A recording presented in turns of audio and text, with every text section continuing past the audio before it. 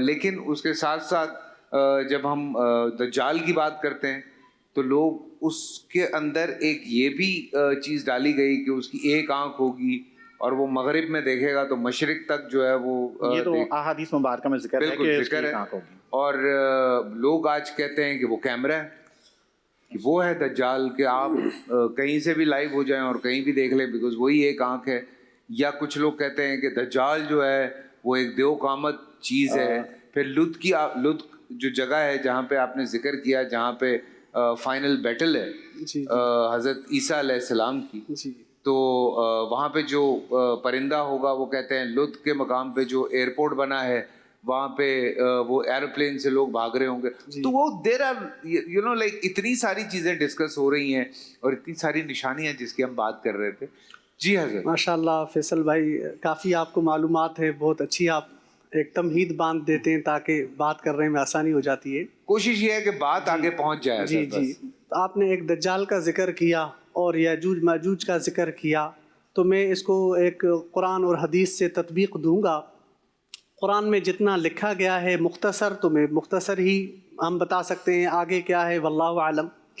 ان یأجوج ومأجوج مفسدون فی الارض فہل نجعل لک خرجا علی ان تجعل بیننا وبینہم سدا. قرآن پاک میں سورہ کہف کے اندر اللہ تعالیٰ فرماتے ہیں کہ جو یاجوج ماجوج ہیں وہ زمین کے اندر فساد برپا کریں گے، اور زمین کے اندر فساد برپا کر رہے تھے تو ذوالقرنین نے ان کو دھکیل دیا تھا. اور دیوار کا آپ نے ذکر کیا، تو کہ کون سی دیوار ہے؟ لوگ کہتے ہیں باتوں کی حد تک تو ٹھیک ہے، دیوار چین کی تو ٹھیک ہے، کہاوت ہے، لیکن تصدیق یہ بھی کہتے ہیں کہ ان کا ایک اتنے بڑے بڑے ان کے کان ہوں گے کہ ایک کان وہ بچھائیں گے اور دوسرا کان وہ اڑ کے سو جائیں گے. جی ایسا ہی ہے. تو اس میں یہ ہے یاجوج ماجوج کو ذوالقرنین نے پیچھے بھیج دیا تھا، قرب قیامت وہ آئیں گے، وہ دیوار توڑ کے وہ آگے پھلانگ کے آئیں گے اور زمین کے اندر فساد برپا کریں گے. پھر اس حد تک ہے، مختصر معلومات ہے، اور ہم نے ان معلومات پر ایمان رکھنا ہے، یقین رکھنا ہے. اور آپ نے دوسرا ذکر کیا دجال کا. اس حوالے سے ایک واقعہ ہے، حضرت تمیم داری رضی اللہ تعالی عنہ کی روایت ہے.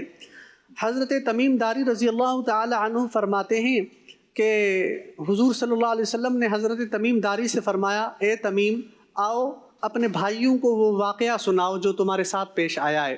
حضرت تمیم داری نے فرمایا، صحابہ اکرام سارے موجود تھے آپ صلی اللہ علیہ وسلم کے روبرو. تو حضرت تمیم داری فرماتے ہیں کہ میں ایک دفعہ سمندر کے سفر پہ جا رہا تھا 30 اپنے ساتھیوں کے ساتھ. تو وہاں پر ہواؤں نے رخ ہمارا موڑ لیا، ایک جزیرے پر پہنچے. 1 مہینے کا سفر طے کر کے ایک جزیرے کے اوپر پہنچے. وہاں ہم جاتے گئے، دیکھا ایک شخص ہے عجیب طرح کا.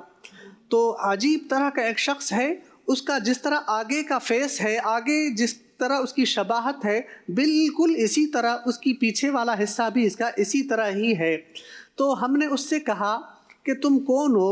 اس نے ہم سے الٹا سوال کیا، تم کون ہو؟ ہم نے کہا ہم عرب سے آئے ہیں. اس نے کہا اچھا تم امی ہو، اچھا تمہارے اندر ایک نبی آیا ہے، اس کا کیا حال ہے؟ حضرت تمیم داری نے فرمایا کہ ہم نے اس کو کہا کہ وہ نبی مکہ سے ہجرت کر کے اب مدینہ طیبہ پہنچ گیا ہے. تو اس نے پھر آگے سے دوسرا سوال کیا کہ میں جساسہ ہوں، یعنی جاسوس جو دجال کے ساتھ جاسوس ہوں گے. تو عین امکان ہے کہ اس کی اس حدیث میں بھی حوالہ ہے کہ اس کا جو داہنا ہاتھ، جو اس کا مین رول، وہ جساسہ اس کا نام تھا اور وہ وہی موجود تھا. حضرت تمیم داری فرماتے پھر اس نے ہمیں ایک شخص کی طرف اشارہ کیا یوں کہ وہ فلاں جگہ ایک بندہ ہے، اس سے جا کر ملو. ہم اس کے پاس گئے.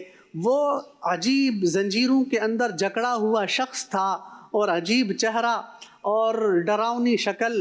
اور اس نے ہم سے پوچھا تم کون ہو؟ ہم نے وہی سارا سلسلہ بتایا. اس نے پھر کہا ٹھیک ہے تم بتاؤ ثعبان کا کیا حال ہے، اس وادی کا کیا حال ہے.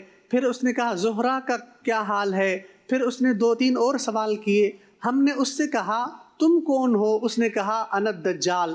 اور حدیث میں بھی ہے کہ قرب قیامت 30 الکذابون الدجالون کلہم یزعم انہ نبی انا خاتم النبیین لا نبی بعدی. حضور سرور کونین صلی اللہ علیہ وسلم نے فرمایا کہ قرب قیامت 30 ایسے دجال آئیں گے جو اپنے آپ کو نبوت کا مسیح ہونے کا دعویٰ کریں گے. ہر شخص کہتا ہے میں امام مہدی ہوں، میں مسیح ہوں، میں امام مہدی ہوں. اصل جو امام مہدی ہوگا وہ اپنے آپ کو چھپائے گا، اور 30 ایسے جھوٹے نبی پیدا ہوں گے. کلہم یزعم انہ نبی، ہر کوئی گمان کرے گا کہ وہ نبی ہے. انا خاتم النبیین لا نبی بعدی، حضور نے فرمایا میں آخری نبی ہوں، میرے بعد کوئی نبی نہیں ہے. حضرت عیسیٰ بھی آئیں گے، وہ نبی بن کر نہیں، امتی بن کر آئیں گے. بالکل. اور لاہور اور اس کے مضافات میں اذان مغرب کا وقت